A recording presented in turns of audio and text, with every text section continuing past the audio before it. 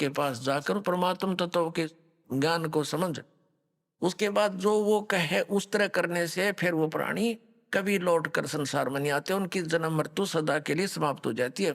15वें अध्याय के 1 से लेकर 4 तक का ये सारांश है। आगे क्या बताया है कि ये शाखा कौन है? रजगुण ब्रह्मा सतगुण विष्णु तमगुण शिव जी। देखिएगा ये 15वां अध्याय हम पढ़ रहे हैं, हमने एक श्लोक क्लियर कर लिया। अब दूसरा इसमें लिखा है कि उस संसार वृक्ष की तीनों गुण रूप, तीनों गुण रूप ये शाखा, ये विषय विषय भोग रूप विषय पर वाला, विषय विकारों वाली, ये तो देव मनुष्य रखिए तीनों नाप लिखा है, ये शाखा है। अधः माने नीचे, ऊर्ध ऊर्ध्व माने ऊपर फैली हुई है। मनुष्य लोक में कर्मों के अनुसार बांधने वाली भी ये मूलानी यानी मुख्य कारण है, नीचे और ऊपर फैली हुई है, सब जगह नहीं, केवल नीचे और ऊपर। अब यहां ये कंसेप्ट क्लियर करना पड़ेगा। अब ये स्पष्ट करना पड़ेगा कि रजगुण ब्रह्मा जी, सतगुण विष्णु जी, तमगुण शिव जी। इसके लिए देखिएगा मार्कंडेय पुराण, ये मार्कंडेय पुराण, और ये कहां से प्रकाशित है? गीता प्रेस गोरखपुर से।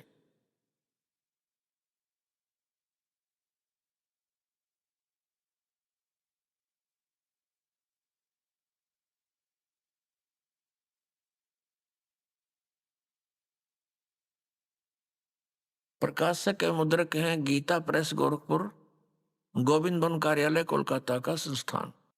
ये संक्षिप्त मार्कंडेय पुराण पृष्ठ 122 से हम प्रारंभ करेंगे। यहां लिखा है कि मार्कंडेय जी बोले, मार्कंडेय जी ज्ञान दे रहे हैं। अब हम 123 पर आ जाते हैं। 123 पर यहां आ गया, रजोगुण प्रधान ब्रह्मा, तमोगुण प्रधान रुद्र और सतो प्रधान विश्वपालक विष्णु है। यही 3 देवता हैं और यही 3 गुण है। अपने आत्माओं, ये हमारे धर्म गुरु आचार्य शंकराचार्य या मंडलेश्वर, इनमें से कुछ एक तो ठीक बताते हैं। जैसे इनसे कोई प्रश्न करता है कि क्या रजगुण ब्रह्मा सतगुण विष्णु तमगुण शिव जी हैं, जो बिल्कुल निष्पक्ष हैं, वो तो सही कह देते हैं कि हाँ बिल्कुल शास्त्रों में ऐसा ही लिखा है।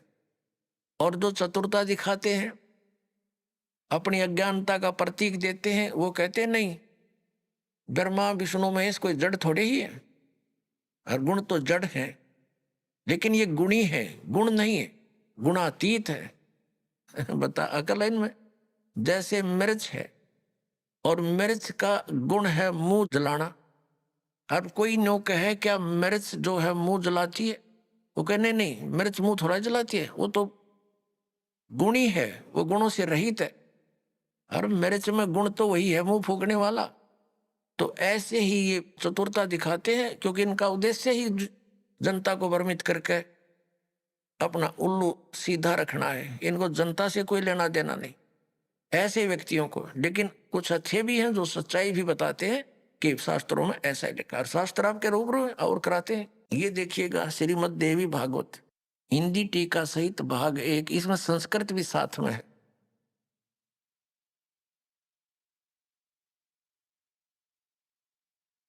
अथ देवी भागवतम सभाष्टीकम समातम, खेमराज श्री कृष्ण दास प्रकाशन मुंबई। अब इसके तीसरे स्कंद पर हम आगे हैं। अथ श्रीमद् देवी भागवते भाषा टीका युक्ते तृतीय स्कंद प्रारंभते। इसके तीसरे स्कंद के 11वें पृष्ठ पर हम पढ़ेंगे। ये 11वां पृष्ठ है, ये 5वां अध्याय है, इसका 8वां श्लोक है। भगवान शंकर अपनी माता दुर्गा से कह रहे हैं, हे माता, यदि हमारे ऊपर सदा आप दया युक्त हो तो हमको तमोगुण में किस प्रकार प्रदान किया है? ब्रह्मा रजोगुण और हरि सतोगुण युक्त किए। फिर संस्कृत देखो, ये संस्कृत भी पढ़ेंगे हम, क्योंकि अब हम शिक्षित हैं। यदि दया धर्मना न सदा अंबिके कथम अहम विहित, क्यों मैं रच दिया, क्यों बना दिया तमोगुण, मुझे तमोगुण क्यों बना दिया। कमल जय, कमल से उत्पन्न होने वाले ब्रह्मा को रजोगुण संभव, क्यों रजोगुण उत्पन्न कर दिया। सुविहित है किमो सतोगुण हरि, और विष्णु जी को आपने सतोगुण क्यों बना दिया। इति सिद्धम रजगुण ब्रह्मा सतगुण विष्णु तमगुण शिव जी। तो परमात्मा कबीर देव जी ने, परमेश्वर ने स्वयं आकर यथार्थ ज्ञान दिया कि अक्षर पुरुष एक पेड़ है और सरपुरुष यानी निरंजन वा की डार, और तीनों देवा रजगुण ब्रह्मा सतगुण विष्णु तमगुण शिव जी, तीनों देवा शाखा है ये पात रूप संसार। अब हम गीता अध्याय नंबर 15 के श्लोक 1 से 4 और 16-17 को पढ़ेंगे। अब आसानी से समझ में आ जाएगा, कंसेप्ट क्लियर हो गया। तीनों गुण रजगुण ब्रह्मा है, सतगुण विष्णु तमगुण शिव जी। अब देखिए गीता अध्याय नंबर 15 का और श्लोक नंबर हम 2 पढ़ रहे हैं। उस संसार रूपी वृक्ष की तीनों गुण रूप रजगुण ब्रह्मा सतगुण विष्णु तमगुण शिव जी, ये विषय पर वाला शाखा, अब संस्कृत भी साथ पढ़ेंगे हम। ये तीनों शाखाएं हैं, विषय भोग तरह का ये शाखाएं, नीचे और ऊपर। अब नीचे और ऊपर कैसे, जैसे ये श्रीमद् भगवत गीता का ज्ञान पृथ्वी लोक पर बोला जा रहा था, नीचे पाताल लोक पर, ऊपर स्वर्ग लोक पर, इन 3 लोकों पर ही इन ब्रह्मा जी विष्णु जी और शिव जी का आधिपत्य है।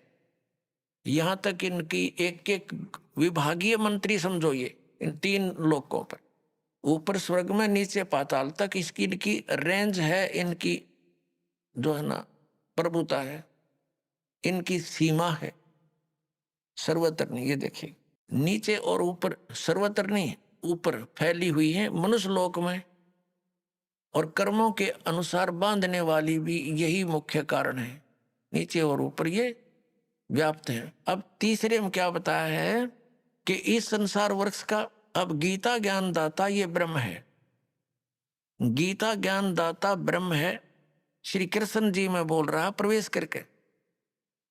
और ये क्या बताता है कि संसार रूपी वृक्ष की जो मैं जानकारी इस अध्यात्म ज्ञान में दे रहा हूं, गीता जी के डिस्कशन में, तेरी मेरी चर्चा में मैं कंप्लीट नहीं बता पाऊंगा, क्योंकि मुझे इसका पूर्ण ज्ञान नहीं है। देखना अध्याय नंबर 15 का श्लोक 3 पढ़ रहे हैं। इस संसार वृक्ष का स्वरूप जैसा कहा है वैसा यहां विचार काल में, तेरे मेरी चर्चा में, गीता जी के डिस्कशन में नहीं पाया जाता। यानी मैं नहीं जानता इस पूरे संसार के आदि और अंत को, संसार रूपी वृक्ष के यानी सब ब्रह्मांडों के बारे में नहीं कंप्लीट जानता, क्योंकि न तो इसका आदि और न अंत, और तथा न इसकी अच्छी प्रकार से स्थिति है। इसलिए इस सुविरुद्ध मूलम यानी जड़ जो है वो परमात्मा है, वो अविनाशी है, उसका लोक भी अविनाशी है। अति दृढ़ मूल वाले यानी इस अविनाशी मूल वाले संसार रूपी पीपल के वृक्ष को, दृढ़ माने दृढ़, असंग शस्त्रेण का अर्थ इन्होंने कर दिया वैराग रूप शस्त्र द्वारा नहीं, तत्व ज्ञान रूपी शस्त्र द्वारा काट कर यानी अच्छी तरह समझ कर। अब चौथे में क्या कहा है, 15वें अध्याय का 4था श्लोक।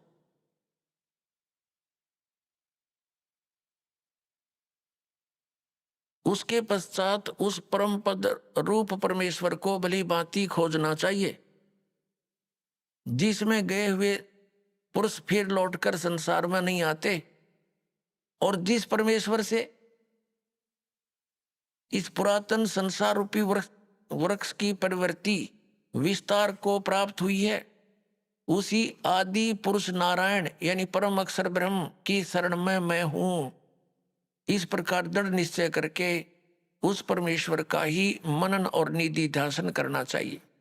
अब इसमें क्या स्पष्ट हो गया कि गीता ज्ञान दाता कहता है कि मैं कंप्लीट नॉलेज नहीं रखता, और तत्वदर्शी संतों के पास जाकर उनको समझ, उसके पश्चात परमेश्वर के उस परम पद की खोज करनी चाहिए जहां जाने के बाद साधक लौटकर फिर कभी संसार में नहीं आते, यानी उनका पूर्ण मोक्ष होता। गीता ज्ञान दाता अपनी स्थिति स्पष्ट करते हुए गीता अध्याय नंबर 2 के श्लोक 12 में, गीता जी अध्याय नंबर 4 के श्लोक 5 और 9 में, गीता अध्याय नंबर 10 के श्लोक नंबर 2 में स्पष्ट करता है कि अर्जुन तेरे और मेरे बहुत जन्म हो चुके हैं, तू नहीं जानता मैं जानता। इसे सिद्ध है कि ये तो नासवान है, स्पष्ट हुआ। और ये भी स्पष्ट हुआ कि ब्रह्म है जो गीता जी बोल रहा श्री कृष्ण जी में, इसका ओम नाम है। ओम नाम के जाप से ब्रह्मलोक प्राप्ति होती है। ब्रह्मलोक में गए हुए प्राणी भी जन्म मृत्यु में ही रहते हैं। तो ये ब्रह्म की साधना से भी मोक्ष प्राप्त नहीं हो सकता, वो स्थान प्राप्त नहीं हो सकता जहां जाने के बाद साधक कभी लौटकर संसार में नहीं आते। वो कौन है? वो परम अक्षर ब्रह्म की साधना करने से। जैसे गीता जी अध्याय नंबर 4 के श्लोक नंबर 25 से लेकर 30 तक गीतावादी व्रत रखता है, जैसे मुंह पर